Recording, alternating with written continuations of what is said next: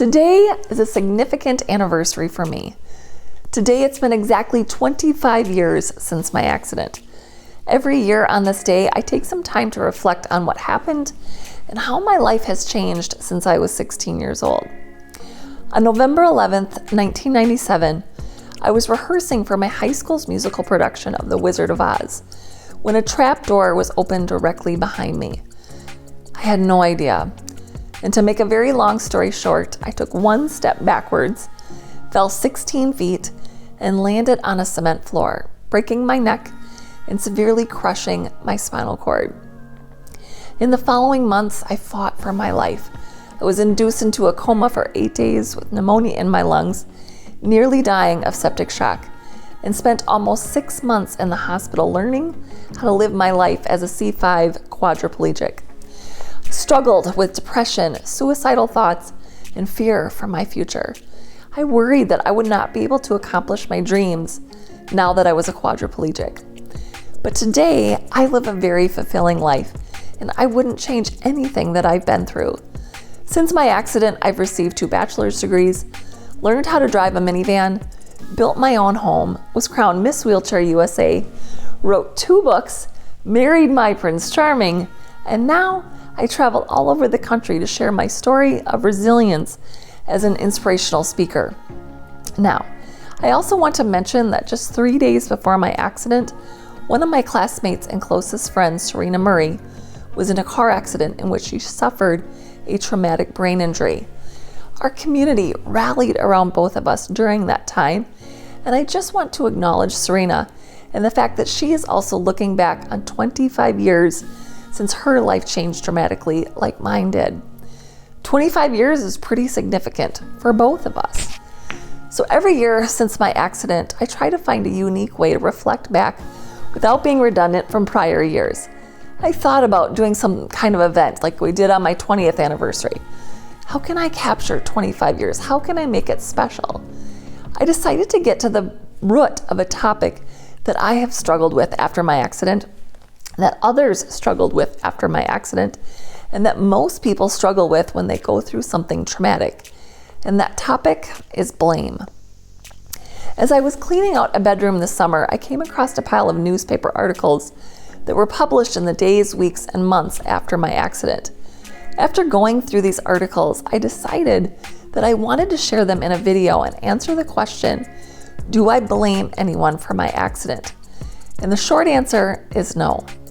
I've never placed the blame on anyone for what happened. It was a freak accident and no one could have seen that it was going to happen. Accidents are accidents. No one set out to hurt me that day, and it does no good to dwell on what could have happened or who might be to blame. From day one, I knew that the director and my classmates on the stage with me had no intention of seeing me get hurt. Were there negligences? Yes. Were there moments when I was angry, when I learned that this could have been prevented? Yes. But when I look back at all the great things that I've been able to experience since my accident, I knew that if I was going to be able to move on and live a happy, fulfilling life, I had to forgive. And I had to realize that it was just an accident. For a long time, I wished I could go back and change things. But in time, I began to see all the beautiful things that came from my accident and the many people that I've been able to help. I cannot afford to focus my energy on laying blame. It's over and there's no going back. So, do I blame anyone? No, I don't. Does that surprise you?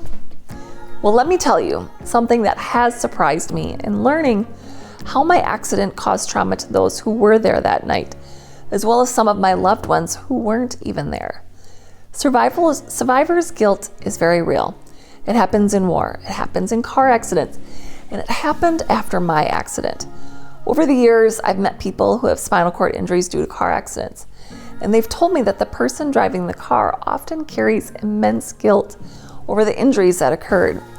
In my case, some of my classmates and school staff members have carried guilt over the fact that I got hurt in the theater that day.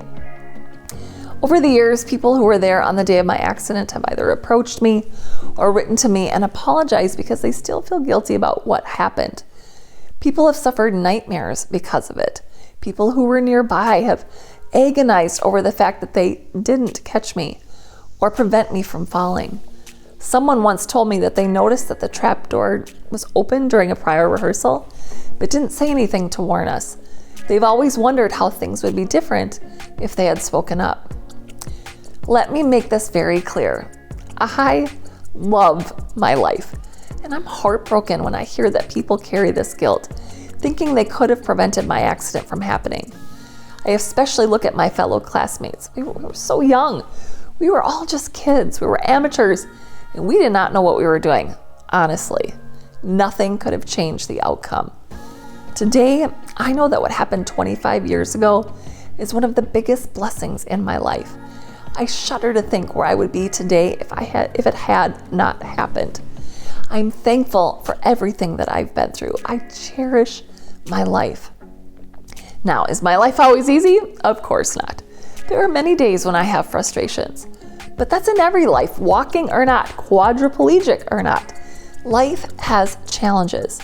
And so I'm thankful for this life that I have been blessed with. So I encourage you today, if you're hanging on to guilt about something, or if you're struggling with survivor's guilt from a trauma, see a counselor, see a therapist, talk to a friend, reach out to someone. Let me share one more story about why you should talk to someone sooner rather than later. 10 years ago, the girl who had one of the starring roles in that music production reached out to me on Facebook. In her message, she apologized over and over again for what happened. She had been carrying guilt for almost 15 years. It had led her down a dark path and really affected her in many, many negative ways. This got me thinking, and I wondered if there was something that had happened that I didn't know about. She carried so much guilt that I wondered what she knew that I didn't. So I asked her, "Did you plan this? Did you purposely open the trap door so I would fall through?" And she said, "No." And I asked her, "Did you push me?" And she said, "No." I then asked, "Was there something you could have done?"